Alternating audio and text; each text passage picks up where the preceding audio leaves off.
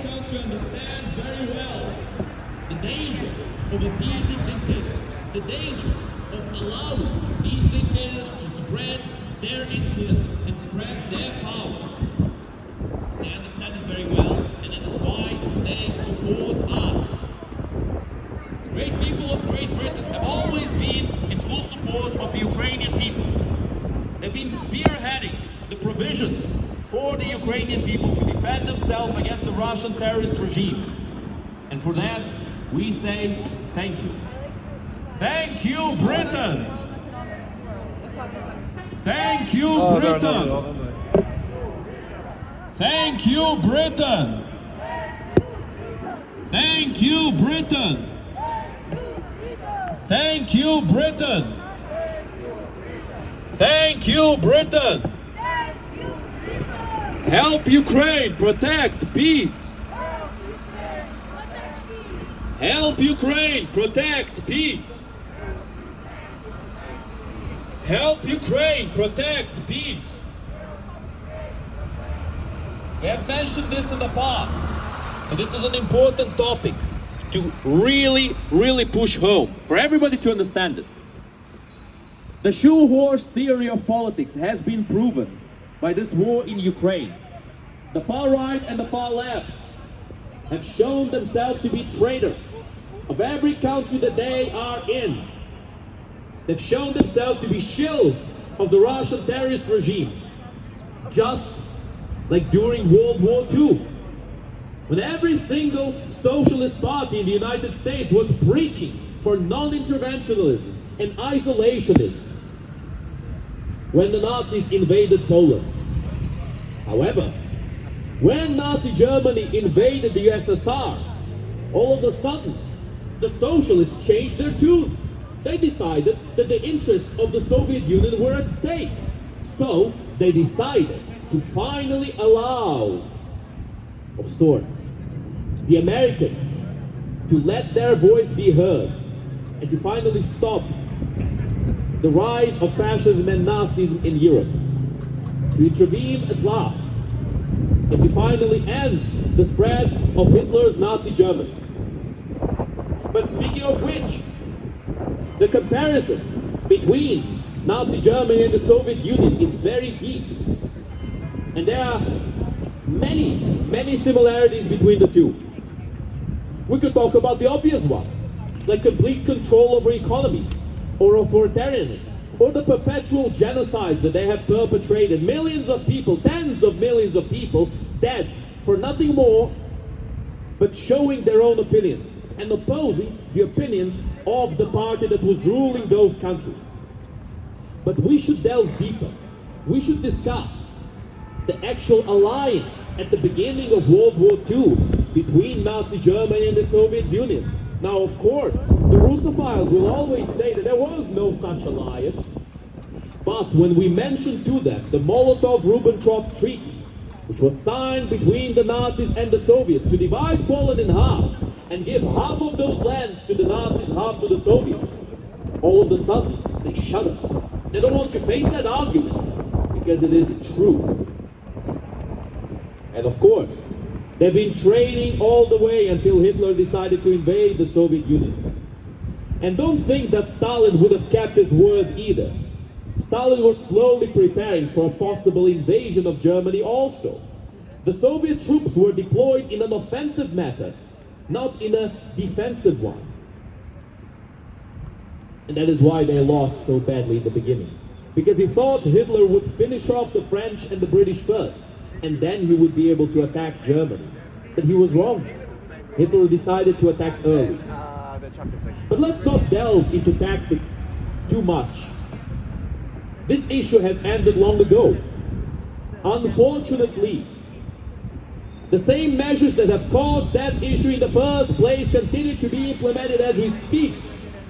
Isolationism and non-interventionism are suicidal when there are expansionistic, genocidal countries in the fold, on the world stage.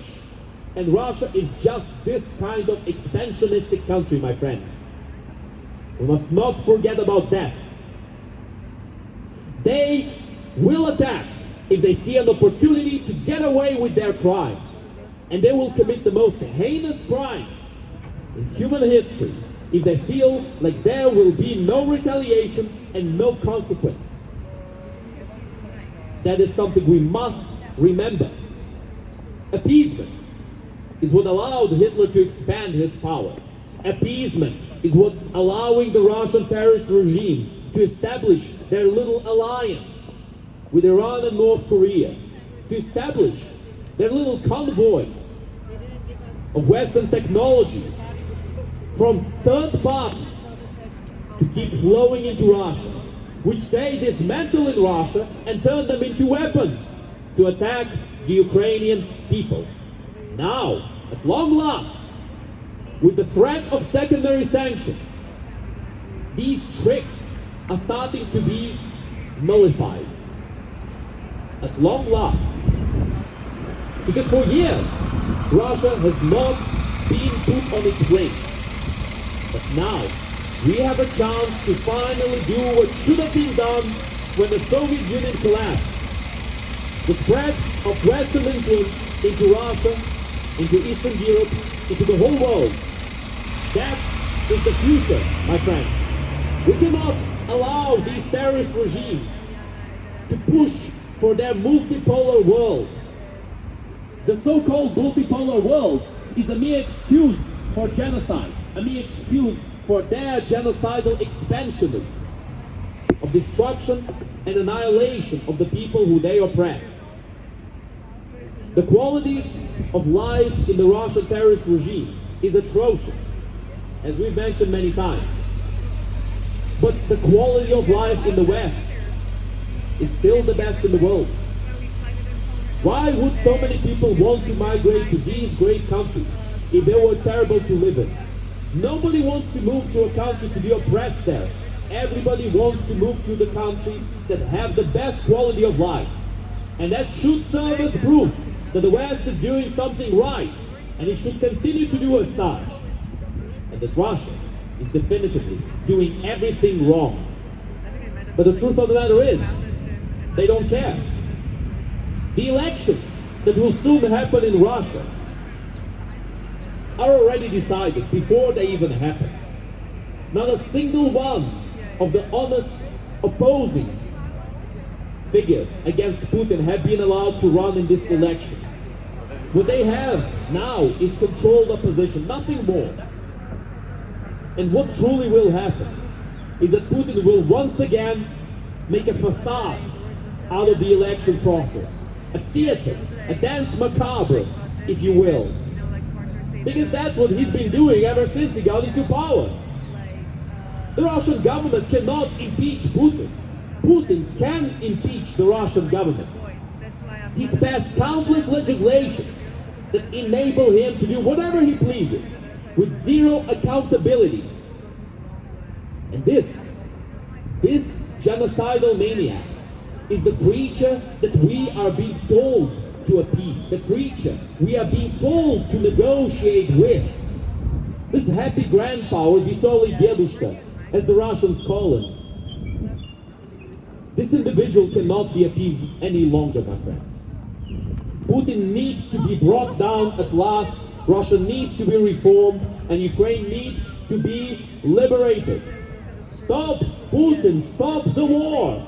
Stop Putin, stop the war! Stop Putin, stop the war! Stop Putin, stop the war! Stop Putin, stop the war! Stop Putin, stop the war! Help Ukraine as you promised! Help Ukraine as you promised! Help Ukraine as you promised! Help Ukraine as you promised! Help Ukraine as you promised! All together we will win! All together we will win! All together we will win! All together we will win! All together we will win! All together we will win! Unity is the key word in this situation, my friends. The West has been plagued by disunity for too long. We cannot allow the terrorist regimes of Russia, North Korea, and Iran to always take initiative. to always make the first move, to always draw the first blood. We cannot allow that any longer. We need to bring down their influence at long last, so that they are not able to hurt any more people than they already have, and that they will hurt in the future for certain. They've already laid their plans bare in front of us. We can see what they've done, we can see what they're doing, we can see what they will do in the future. Why must we wait for the moment that they get to kill? When a man who has killed in the past comes to the street with a big knife and starts shouting he's going to kill more people, do we wait for him to start the killing, to imprison him? Do we say we should negotiate with him, we should be nice to him? Do we perhaps say that we should allow him to kill one or two people just to appease him, just to make him stop doing what he's doing? No. We stop him immediately. We either call the police or we stop him ourselves. What good are the good intentions of the West if they're not backed by any kind of strength, any kind of conviction, any kind of power? The West can preach about its ideology day and night, and Russia will still continue to ignore all of those pleas and to laugh in the face of the Western world, of our free world, whilst continuing their genocides. Words will not work on those who refuse to listen. Words will never work on Russia. Only action, only consequences, only force. Strength is the only language that the Russians understand. And that is the language that we need to start speaking with them right now. We are moving towards that, but we're moving there very slowly, my friends.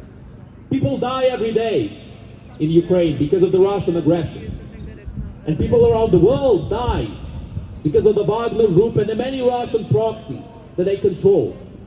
In Mali, Niger, Sudan, Burkina Faso, all of these countries have a big presence of the Wagner Group, of neo-Nazis who go to these African countries with the intent to supposedly liberate them. Now that is funny. That's comedic.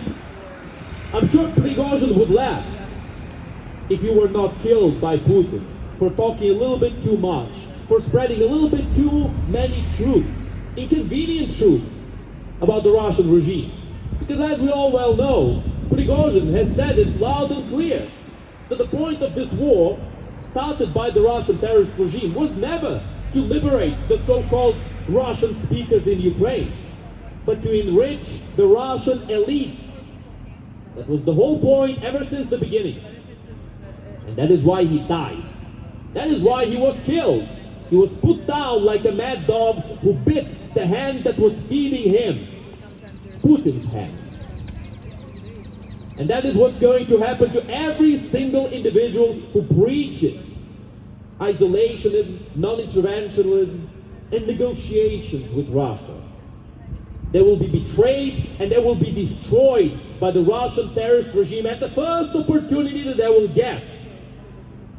If you side with a psychopath because of unrealistic promises, and then you get betrayed by that same psychopath, well, I am sorry, but in reality, it's truly a foolish game to play. And as the saying goes, play stupid games, win stupid prizes. But I guess many people still want to play the same game that Prigozhin did, and to win the same stupid prize that he has won at the end of his career and, consequently, of his life. We must not repeat the same mistakes of the past, because to do the same thing over and over again whilst expecting a different result is the definition of insanity. And we must stay away from the ranks of the insane, the ranks of these Z-zombies who point the finger at anybody who disagrees with them and call them Nazis, whilst shilling and defending the Soviet Union that started World War II on the same side as the Nazis. It's funny, truly, when these individuals make these arguments without actually knowing what they're truly talking about. And speaking of which, we've had particularly interesting experiences with some of our opposition. Some people on the far right, some people on the far left. Obviously, the extremes oppose us because we stand for centrism. We stand for moderation. We stand for a better world. They don't understand that. They fail to grasp more complex points because they're manipulated by simplistic lies. We have spoken many times with these so-called conservatives who claim that helping Ukraine means no benefit to them. That helping Ukraine is unreasonable because it's not their war. It's a foreign affair. It's not their problem. Well, my friends, many people were saying Hitler was not their problem. And this is the really funny part about all of these conservative isolationists. This is my personal favorite, I'll admit to all of you, my friends. When a country that does not border them gets attacked, they close their eyes, they plug their ears, and they say, not my problem, that's not my country. When the next country gets attacked by the same exact expansionistic force that attacked the first one, they continue the same thing. They say, not my problem, not my country. When that expansionistic force reaches their border and amasses forces ready to attack them, they say, not my country, not my problem. And then, what a surprise! They get attacked, they get beaten, they get dominated, they get destroyed. Because they did not prepare. Because prevention, my friends, is the best cure. And these isolationists are the antithesis to prevention. These isolationists will throw every single one of you under the bus at the first opportunity. Same way as happened with the Brexit vote. Look at all the promises made. How many of them were fulfilled? How is this country now that it left the EU? The Russians were laughing at the situation in which Great Britain was back then, when they accepted the Brexit vote. But what truly were the benefits? None. And that is the funny part. It's a funny world we live in, truly. When you ask a hardcore Brexiteer, what were the benefits of Brexit? He says that there's potential. Well, where is that potential? The economy got worse, society got worse, less investment, less money, less trade, less cooperation, less trust. The trust was the main thing that suffered with the Brexit vote. Because the foreign countries looked at the UK and saw an unstable country. Because the choice to do Brexit is an unstable, irresponsible, and impulsive choice. And it should never be repeated again.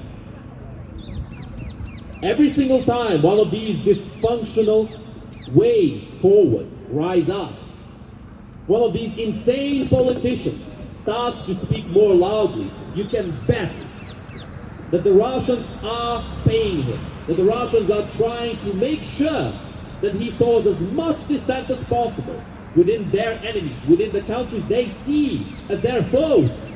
Because make no mistake, Russia is not neutral to this country, and it never was. If anybody thinks that they are, watch the Russian state propaganda for just a few minutes, and you will see that they speak about the Anglo-Saxons as the worst people on earth, as this so-called evil race that is taking over the world. That is how they see the British people. That is how they see the American people. That is how they see the West. And my friends, only fools would ignore such claims. Only fools would ignore pure, unadulterated hatred coming towards you from those who you have done nothing wrong. And that is exactly what the Russians are doing. They're preparing for the next move. And the next move will not be far away to the future, my friends. You can be sure of that. Nobody was expecting that the Russians would invade Ukraine. Everybody thought it was an insane move. Well, they have done it anyway. Nobody's expecting now that Russia would invade NATO. It would be an insane move, they say. Well, my friends, Russia has already gotten away with a few insane moves in the past. How many more insane moves must we allow them to commit until we finally start to act?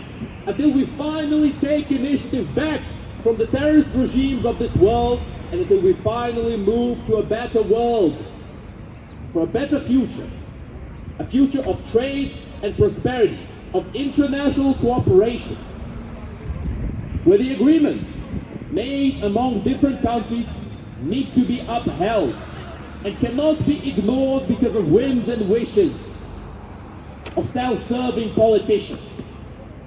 That is the future that we envision.